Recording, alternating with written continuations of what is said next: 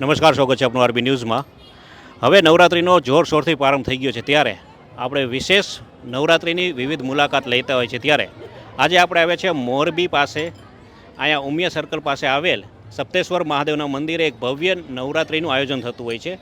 અહીંયા આપણી સાથે આયોજકો જોડાઈ ગયા છે, કઈ રીતનું આયોજન કરે છે અને કેટલા ટાઈમથી કરે છે આવો જાણીએ એમની પાસેથી. અને આજે વિશેષ એક અઘોર રાસનું પણ આયોજન હતું, તો એની તૈયારી કેટલા ટાઈમથી કરતા હતા એવું આપણે જાણીએ. તો સ્વાગત છે તમારો આરબી ન્યૂઝમાં. આપનું પેલા નામ કહેજો. પિન્ટુગીરી ગોસ્વામી, સત્યેશ્વર મહાદેવ મંદિર મહંત. બરાબર. આ શિવશક્તિ ગરબી મંડળ. ઓકે. જે અમે 8 થી 10 વ્યક્તિઓ છીએ. બરોબર. ગ્રુપ અમારું છે મંડળમાં. બરાબર. આ મારું ત્રીજું વર્ષ છે. 2 વર્ષ અમે પૂર્ણ કર્યા છે, પણ આ ત્રીજું વર્ષ છે. 3 વર્ષથી આયોજન કરો. 3 વર્ષથી આયોજન કરીએ છીએ. અને આયોજનના આજ વિશેષ એક અઘોર રાસ હતું, મેં જોયો. તો એ અઘોર રાસની કેટલા ટાઈમથી તૈયારી હતી અને શું કાંઈ? અઘોર રાસની તૈયારી તો આમ તો જો તમે પ્રેક્ટિસ ચાલુ જ્યારથી કરેલી છે ભાદરવા મહિનાથી, ત્યારથી એની પ્રેક્ટિસ ચાલુ હતી. બરોબર. તો જે અઘોર રાસ અહીંયા રજૂ કરવામાં આવ્યો, અહીંયા તે દીકરીઓ પણ આપણી સાથે જોડાયેલી છે, તો આપણે એમની સાથે વાત કરીએ. તો શું પહેલાં આપનું નામ કહેજો અને અભ્યાસ શું કરો છો એ કહેજો.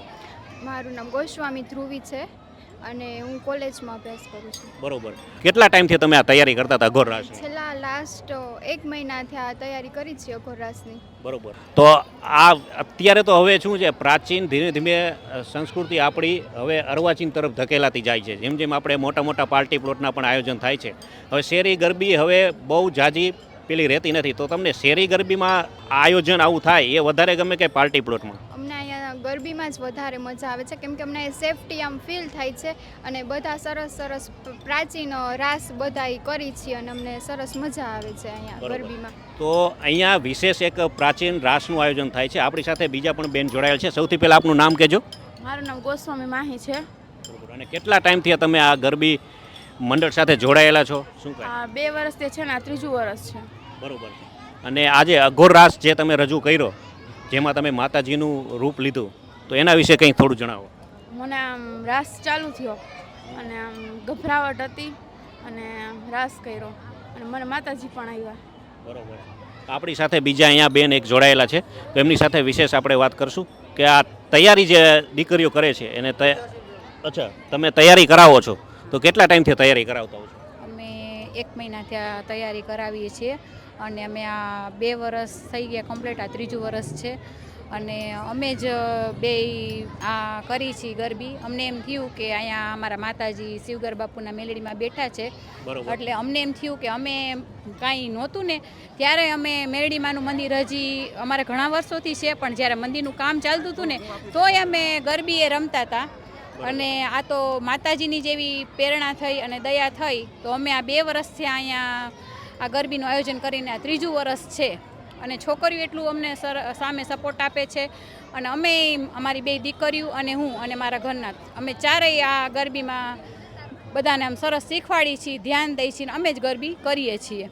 અને અમારી વધારે તો મારી આ 2 દીકરીઓ જ બધી છોકરીઓને પ્રેક્ટિસ કરાવે છે. અને બસ આ અમને માતાજી અમને કાયમ આવી હિંમત આપે અને એની પ્રેરણા થાય એટલે અમે કાયમ આવી ગરબી કરાવીએ. વિશેષ રૂપે આ લોકો અહીંયા આયોજન કરે છે અને જેમાં આજુબાજુની દીકરીઓ પણ જોડાતી હશે ને? બરોબર. એટલે તમે અહીંયા જોડાયેલા ગરબી મંડળમાં, કેવું લાગે છે? અમને બહુ મજા આવે છે. અહીંયા સેફટી ફીલ થાય છે. અહીંયા એવું નથી લાગતું કે નથી રહેવા જવું, પણ અમે 2 વર્ષથી રહી છીએ, આ ત્રીજું વર્ષ છે, પણ હજી એવું જ થાય કે હજી રહેવું જ છે. બરોબર છે. આપ જણાવો થોડું. મને તો એમ જ થાય કે હું અહીંયા રહું જ, મારે અહીંથી જવું જ નથી. હું દર વર્ષે અહીંયા જ રહું. ગરબી વિશેષ આયોજન થાય છે, જેના હિસાબે દીકરીઓને પણ અહીંયા મજા આવે. વિશેષ આપણે જતાં અહીંના આયોજક આપણને કંઈક વિશેષ એક કહેવા માગે છે મોરબીના ભક્તજનોને. શું કહેશો તમે? અહીંયા અમારે સત્યેશ્વર મહાદેવ મંદિરને આમ તો અમારે 70 વર્ષ થઈ ગયા છે. સંધાઈ પહેલાં અમારે અહીંયા શિવગીરી બાપુ અમારા બાપુ હતા. બરોબર. એમની અહીંયા સિદ્ધ મેલડી બેઠી છે. મેલડીમાં બેઠા છે. તમે મંદિર તો ઘણા જોયા છે, શિવ મંદિર. હું શિવ ઉપાસક જ છું. બરોબર. પણ શિવને મેલડી સાથે એવું મંદિર તમે નહીં જોયું હોય. અચ્છા. શિવ અને મેલડી અહીંયા સાથે આ સપ્તેશ્વર મહાદેવના મંદિરમાં બેઠા છે. તમને કદાચ ખ્યાલ ન હોય તો જણાવી દઈએ છે. બીજું એનો વિશેષ એ છે કે શ્રાવણ મહિનામાં ફૂલ ટ્રાફિક હોય છે ભક્તજનોનું. દરરોજ મહાઆરતી હોય છે. બરોબર. એટલું અમારે ફૂલ ટ્રાફિક હોય છે વધારે અહીંયા શ્રાવણ મહિનામાં. અને અત્યારે નવરાત્રિમાં અમારે આજુબાજુ વિસ્તારમાં અને મારે ટોટલ અહીંયા 60 બાળાઓ છે ગરબીમાં. બરોબર અને રોજે રોજ લાણીના દાતા હોય છે, નાસ્તાના દાતા હોય છે. બરોબર. અને જે ખાસ જે મેં તમને કીધું કે શિવગીરી બાપુ એ ખાલી અહીં ઝૂંપડી બાંધીને રહેતા, ઓહો ખાલી ઝૂંપડી બાંધી ખાલી ઝૂંપડી. અચ્છા હા, એની ભક્તિ આ છે જે છે એ બધી શિવગીરી બાપુની ભક્તિ છે. અચ્છા એના ભક્તિના પ્રતાપે આપણે જો વિશેષ પાછળની સાઈડ કે એક વિશેષ અહીંયા અત્યારે એક ઝૂંપડીની જગ્યાએ એક વિશેષ મંદિર બની ગયું છે શિવગીરી બાપુની એક ભક્તિથી. આપ જોઈ શકો છો એક વિશેષ મંદિર બની ગયું છે.